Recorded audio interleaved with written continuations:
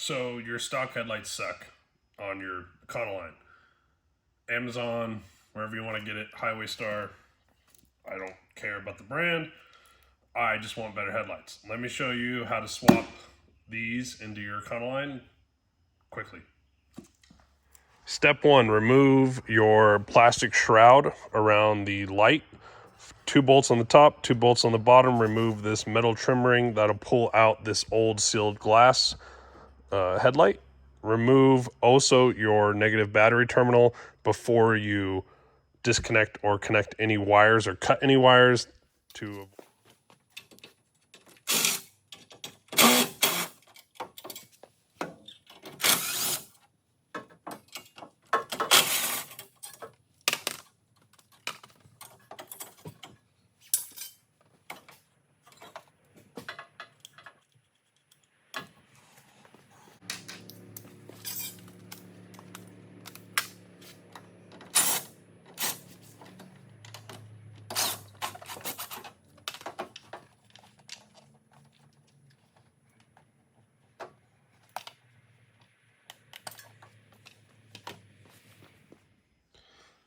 Okay, so you've removed your headlight and your turn signal. Now you're going to want to cut the electrical tape off of your turn signal and remove the shielding from the wire to give you access to these 3 wires to allow the headlight to also have turn signal and driving light. Okay, so now that you have the shielding removed on your turn signal wiring harness, you're going to see a white and blue, or it might be different on your van, but the white wire on both sides, the other side, driver's side, is green and white, is your turn signal flasher. The brown wire is your driving light, which will also be the driving light in the headlight that we're installing, and then your black wire is your ground. You're going to want to go ahead and get enough room in here to cut these, but then also be able to work on it, so you don't want to go too far in or too close to the connector itself, so kind of a midway. Make sure your battery terminal's off, cut those open, and then we'll strip the wire, and I'll cut this so that you guys can see what it looks like when I'm done. And I'll put the connections on. Okay, so I've got my brown and my green wire cut, and then I also folded this over to make essentially a larger wire size to fit into my connector, because I'm going to add a second wire to each the brown and white wires. So slip my connector over the brown. I'm going to add a black wire to my brown wire. It looks red, but it's black. Twist that on, and then that is the correct size for the connector. Push that into my connector carefully. Okay. Grab my crimping tool. Crimp both wires tightly in there. Make sure this is all the way in. Yeah, okay.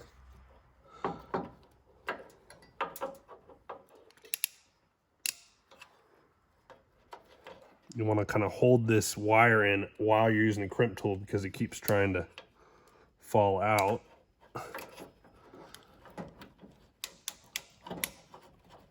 And this is why I was saying make sure you leave enough wire on the end of your connector as well as the stem of the wire in order to have enough space here to work on the back of the connector, but also as you can see, I just don't have much wire out here, so I'm working in this small area. You got to be sure that you're making good connections so you can kind of tug on this and feel if there's any looseness in your wires. And then obviously this is heat shrink, so I'll blast that with the heat gun. That'll tighten up. I'll do this next, but for an example, brown to brown, add I added a black wire, and then I'm going to add another wire to my white connection, my white wire here. Okay, so we've got our red to our white and our black to our brown. We're then going to run this in behind the headlight cavity so that the driving light and the turn signal can be plugged into the headlight. Pull that through like this. Make sure we're not tangling stuff up too much here. Okay. Then what I highly recommend is run some shielding on this wire between the headlight housing and whatever metal bracketry is behind here, whatever you want to call it, just to keep those wires from shorting from vibration. Okay, and really you just need to protect that area between here and here from becoming vibrated and rubbed against, whatever. So cut that off, and then next I will show you how this will connect into the headlights wiring connector. You can see, so I got shielding from here to there. So that wire's, well, at least the turn signal's done. Now we're gonna connect these up to the headlight. Okay, so depending on what headlight you've chosen, it may or may not come with a turn signal and driving light option within the headlight. This one does. Our yellow is our turn signal. Our white is our driving light. We're gonna add a connection like this to go on to our blade connection that comes on the headlight. This black wire, if I can remember correctly, is our driving light, and then the red wire is going to connect to our yellow wire here, which is our turn signal. So black wire to the white, which is our driving light, red wire to our yellow wire, which is the turn signal. Now we're going to install our headlight. The 3-prong connector goes into the stock Ford 3-prong connector. Just plug that in. I don't really love how that plugs in, but we'll diagnose that later if it needs some work. I'm holding the headlight up with my knee. I'm going to connect my red wire to my yellow spade connector. Pull back this sheeting. Put the spade connector in. Jeez. Try not to cut yourself on the spade connector. Sometimes. There we go. Okay.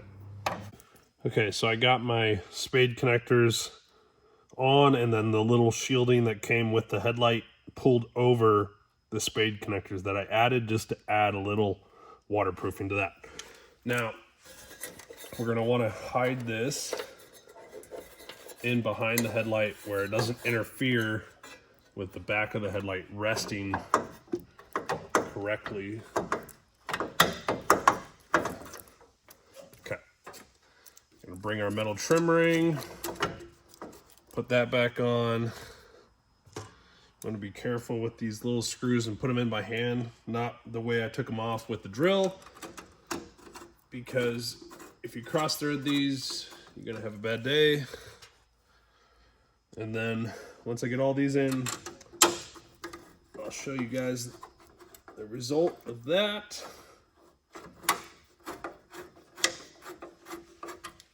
Okay, you got your headlight on. You got your wires all connected for both turn signal, driving light, turn signal, and driving light, and the headlight as well. You're going to want to test it at this point before you decide you're done. So that looks like driving light.